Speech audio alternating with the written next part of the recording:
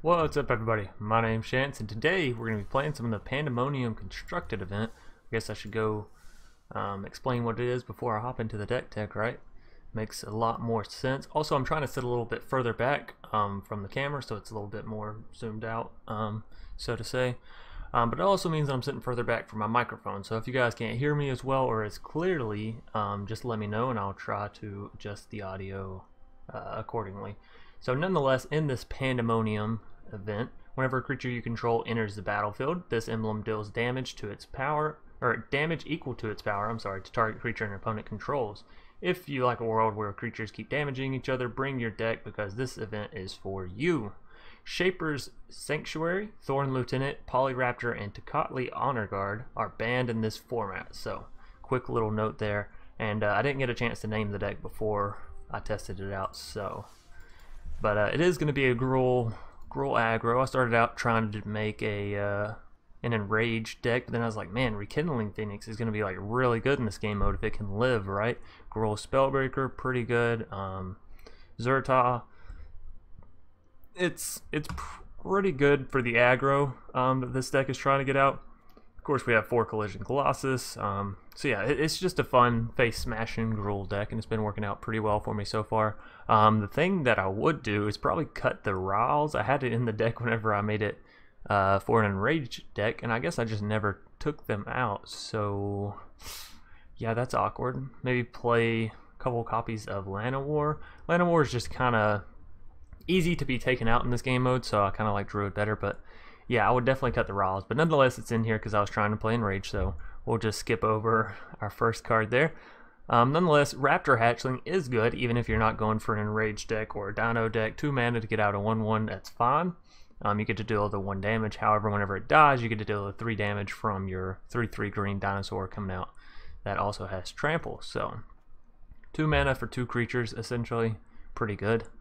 And they usually don't want to kill your Raptor Hatchling, right? They'll try and play around it, but if they do, then you get to kill whatever creature they spawned in to kill your Raptor Hatchling if it has 3 or less health, so really good there. Druid of the Cowl is in here for the ramp. Again, I don't like Llanowar, it's a bit too weak for this game mode. We have 4 Collision Colossus. This is to take out flyers or to give us that final push of damage we may need, or allow us to trade up some of our creatures. I only have 1 copy of Thrash Threat, otherwise I'd probably be playing at least 2 because I do think this card's really good. One side, you can target a creature or planeswalker and deal damage equal to one of your creature's powers, or you can create a 4/4 red-green beast creature token with trample, so 4 mana to deal 4 damage to a creature, essentially on the threat side. Give me 1 second. Alrighty, sorry about that. Moving right along, we have 4 copies of Zhur-Taa. Again, it's just a solid creature in this deck, so 4 copies is perfectly fine. We do have 2 copies of Ranging Raptors. Again, some of these cards I didn't happen to swap out the Enrage effects on. But again, Ranging Raptors, you probably want to play something a little bit more aggro there. Maybe play even a... well, I lost her name and I can't seem to find her. The Riot... was it 2, 3 mana? Burning Tree Vandal. Yeah, you might want to swap out the Ranging Raptors for some Burning Tree Vandals, as I think they're actually a little bit better in the deck. And then Savage Stomp, actually not that bad when you compare it to Savage Smash or Face Smash, whatever it's called. I thought I had a copy in the deck, but I guess I took it out for some reason or another. But yeah, you can definitely change out some of these cards. Again, I did a very rough job of editing it, apparently, after deciding not to go with Enrage. So I do apologize there. I didn't happen to sweep the deck too thoroughly. We do have 1 copy of Draconic Disciple. Comes down as a 2/2 and added any mana of any color. Again, wow. I made this deck last night because I knew Pandemonium was coming out, and I was like, you know what? I think that a Gruul Aggro would actually do better. And I started it up this morning. I didn't really go back over and look at the deck, but it's turned out to do pretty well thus far. So, yeah, I guess just bear with me, and you guys can obviously make some adjustments. You guys normally have some pretty good suggestions, and a lot of you have some more cards in the Gruul format than I do, so that'll be beneficial as well. So we do have 2 Gruul Spellbreakers. Again, I think this card is excellent, especially in the Pandemonium event. 3 mana for a 4/4 or 3 mana for a 3/3 with trample and haste. either way it's pretty solid. And when we have 4 copies of Rhythm of the Wild, because we want to give Riot to all of our other creatures, we want to make sure that our opponent can't counter our creatures, because that's obviously very annoying.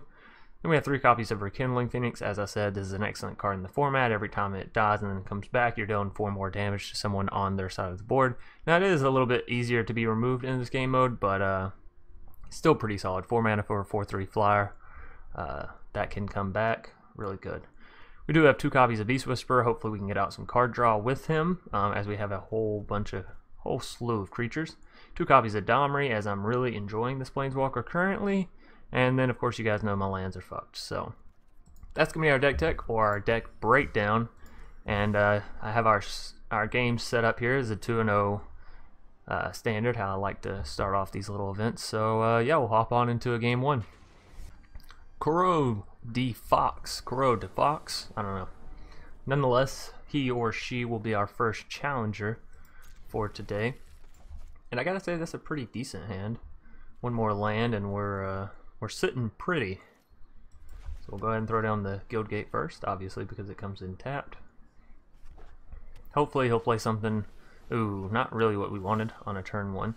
So we may not play anything on turn 2. Of course, if we throw Zhur-Taa down as a 3/3, should be a little bit harder for a mono white deck to take him out. And then we can always Savage Stomp next turn. Again, we're looking for one more land so we can get to the Phoenix and Domri. Another copy of Ajani's. Okay.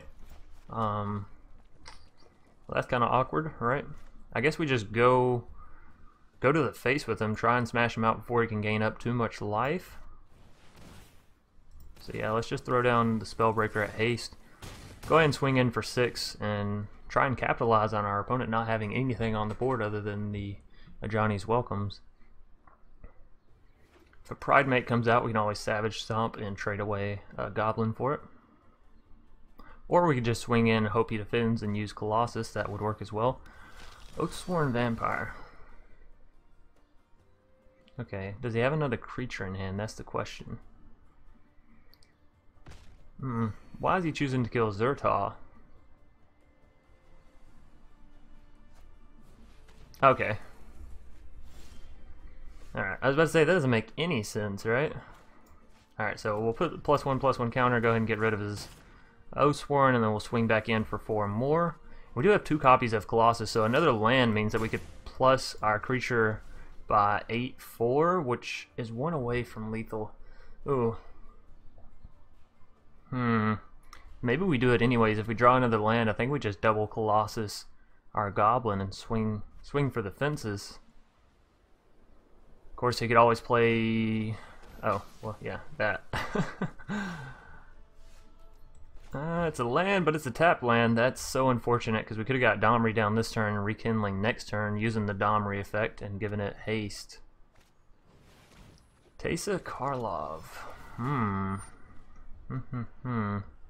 Well, we don't want to give her +4/+2 and trample, right? My turn.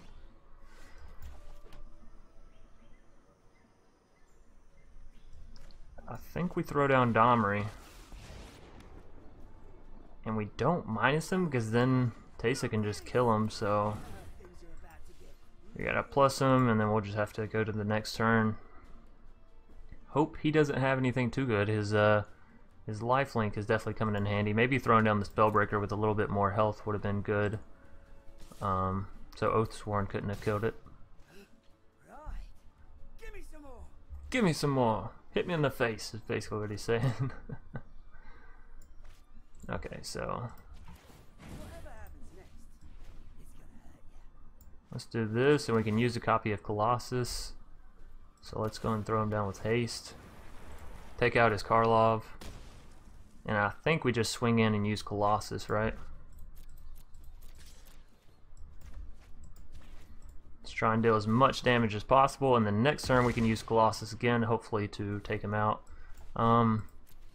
Certainly he's got another creature or something that can give him a little bit more life in hand, though, so we may end up minusing the Domri and seeing if we can't get some other creatures out. Okay, yeah, he's going to gain 6 there. That's super unfortunate. And he'll be able to take out the Phoenix. but he won't be able to take out the egg as well, unless he has another creature, or he has a cast down. This could be scary. He could definitely come back from this. Okay, so we deal 0 damage because that creature has, you know, 0 attack. Oh wait, now he can play Oathsworn. No, he does get to kill my Phoenix. Alright, so that was pretty nice on his end. And maybe after this we'll try a Vampire deck, because it seems pretty good, if I do say so. Alright, let's get the Phoenix down.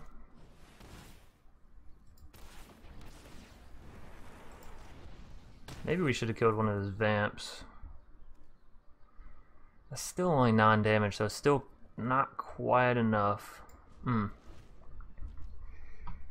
His double of Johnny's Welcome is definitely saving his ass here, or her. You know, I don't know who I'm up against. I usually just call the opponent by like what their planeswalker is, and I'm fairly sure Johnny is a male. He doesn't look like a lioness. Okay, so whatever his other card is definitely a playable.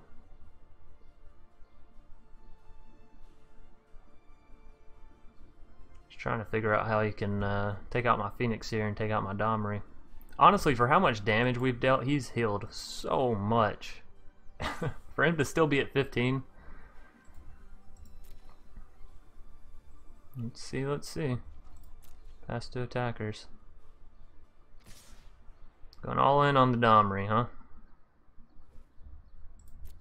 And we kill one with the Phoenix.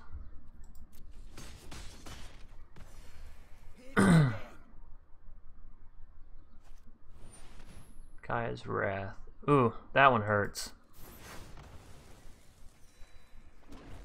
And then he plays Oathsworn back down to kill my second Phoenix. Oh, it pains me. Yep. Oh wait, we can Colossus our Phoenix. Nah. It's not really where I want to be at, but, you know, it works.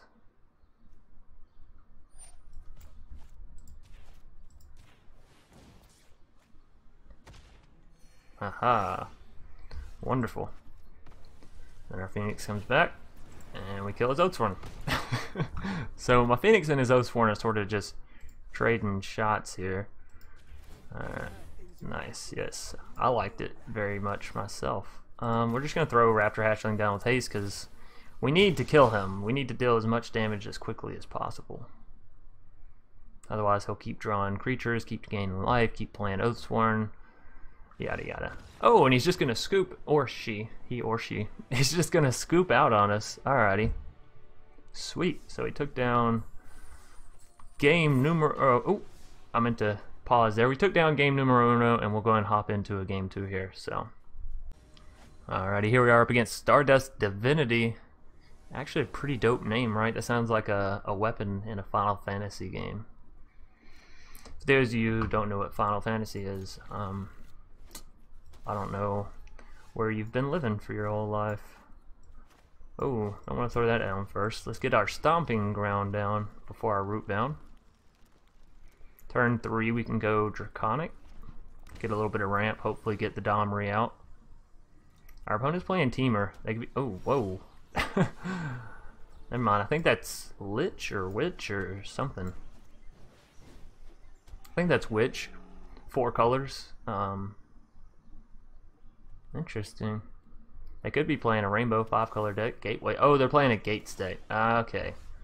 That makes more sense. Okay, so yeah, let's go Draconic Disciple and try and get Domri down come next turn. Because Domri can lead into a lot of good stuff. And Savage Stomp does only cost 1 mana for Ranging Raptors plus Raptor Hatchling. He is really building his gates out. So we need to be careful about how much we flood the field for sure with our creatures. Alright, let's go Domri.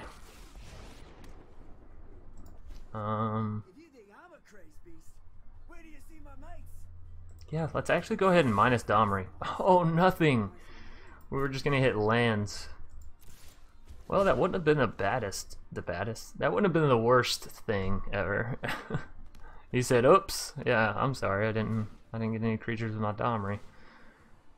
Is he about to Gates Ablaze me? No? That's not Gates Blaze, a Guild Summit. Okay. Alrighty, we're not dealing damage anywhere near quick enough, but we can get our Phoenix down with haste. Ooh. Gate Colossus. So is there any way I can plus him down, deal 2 damage, Savage Stomp, deal 2 more damage. He's down to 4. And my thing lands and deals 3. He's left with 1 health. Oh, that's so annoying. Oh no, wait. I am smart. Alright, so watch this play, guys.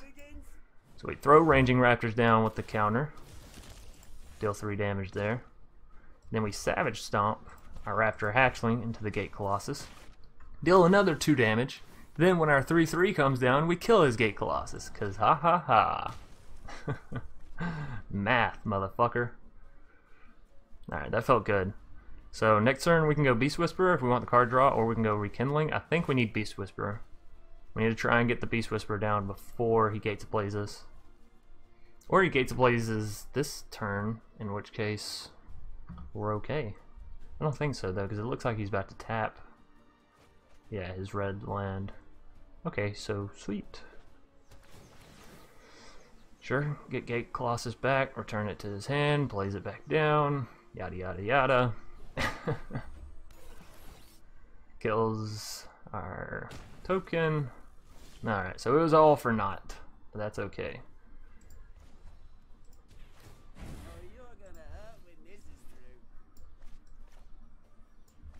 Alright, let's go with Beast Whisperer. Yeah, I mean, there's no reason to haste him down, so we might as well give him a little bit more health. And I guess we'll go Rekindling next turn. I just really want to get the card draw off of Beast Whisperer if at all possible. If we draw into another Zhur-Taa, we could just cast down 2 Zhur-Taas, get some extra card draw, get some creatures down. Gatebreaker is annoying. There goes Beast Whisperer. Yeah. Maybe Beast Whisperer is a little too slow in this format. Oh my god.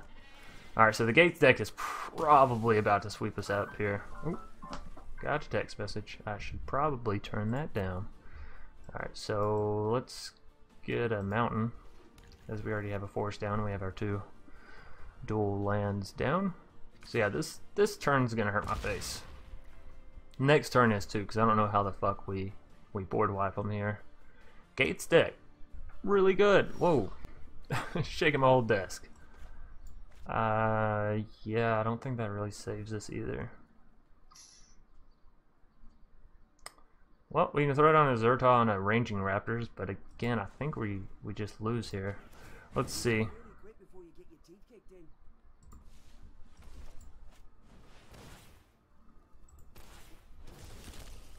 Three damage. He can come down with 3 damage, so unfortunately we can't actually kill anything. Feels bad.